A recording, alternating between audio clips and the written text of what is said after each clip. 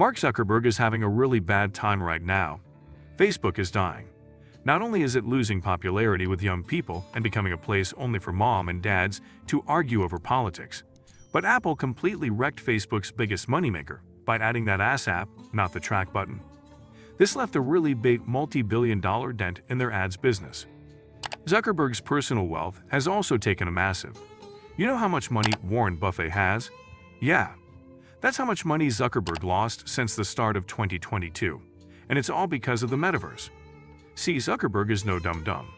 He saw the writing on the wall that Facebook's time is almost up, which is why he's been dumping billions into his visionary project.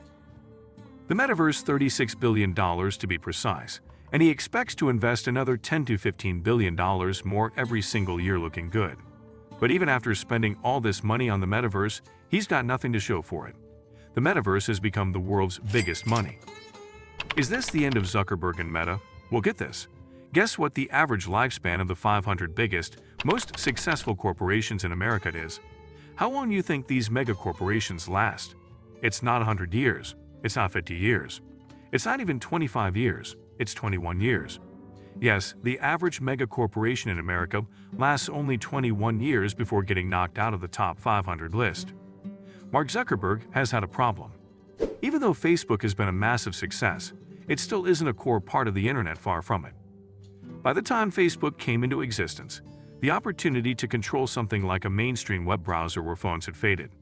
Google had already cemented their throne with Android and Chrome, and Apple with their iPhones on iOS ecosystem.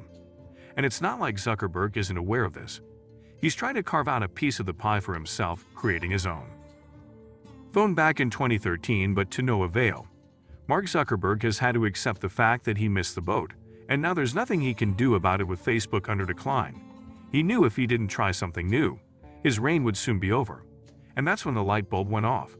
Zuckerberg noticed that every 15 years or so, a new technology emerges. That changes everything from personal computers to the old Motorola brick phones, to the internet, to smartphones. Each one of these phases was more and more immersive than the last and the next phase of immersion. According to Zuckerberg, it's virtual reality and augmented reality that you need to have a technology that delivers this feeling of present.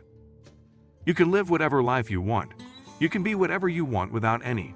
You can live out your wildest fantasies, and you wouldn't be limited by the shackles of your human body. Given how many people already try to escape the real world with social media, it's sad to say that almost everyone would sign up for something like this in a heartbeat. After throwing $36 billion and an ungodly amount of man-hours at the problem, Zuckerberg's metaverse is lackluster to say the least. All he has to show for it is a bunch of ancient-looking graphics, buggy games, and subpar-looking avatars with no.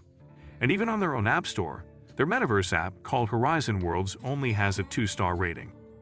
To be fair, they have come up with some good innovations, like being able to type a text message with simple hand motions or ways to create extremely photorealistic avatars. But it's far from enough to dig Zuckerberg out of the hole. He's dug. Zuckerberg's own employees hate the metaverse so much that he has to force them to. In a study of volunteers using the metaverse for work for just 1 week, with full reports of motion sickness, anxiety, and poor productivity. Some people even dropped out after just 2 hours of trying, and investors are not impressed. Zuckerberg announced the rebrand to Meta in October of 2021. 1 year later, his stock is down over 70%. That's a drop of over $700 billion since the change. And very recently, the company had to fire over 11,000 employees to stop the financial bleed.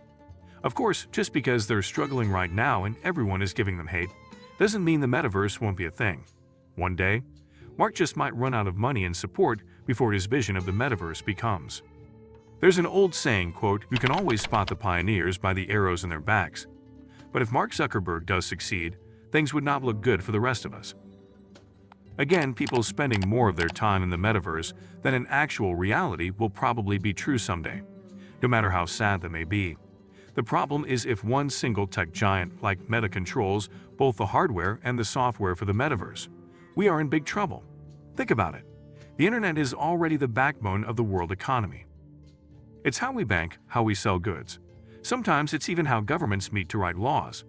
We've already seen what Apple has been willing to do to shake down companies on the app. And they're not even a real monopoly, but the metaverse would be like that. But for everything you do every day, your home computing system need access to the metaverse to use it. If this company gets half of all earnings across the entire world's digital space, it could be the wealthiest monopoly in human, re-solidifying Zuckerberg's throne on the world stage. But it doesn't stop at just high fees. A metaverse controlled by one tech giant would be much darker than that. Not only would they be able to do obvious stuff like have social credit scores, but they would be able to do scary, like track your every facial expression through the headsets. The term metaverse was actually first used in a science fiction novel called Snow Crash, and is in similar stories like Ready Player One. It's the kind of story where the real world is so ruined and miserable that nobody wants to live in it, so they just put on their VR headsets and live in a virtual universe that's basically run by mafia-style tech monopolies. When Zuckerberg first bought Oculus in 2014, he made the dystopian science fiction bestseller Ready Player One required reading if you thought Facebook was evil. Now, like all, this video has also come to its end, but not the journey. Watch more of our videos to know more, and we'll keep you entertained at the same time.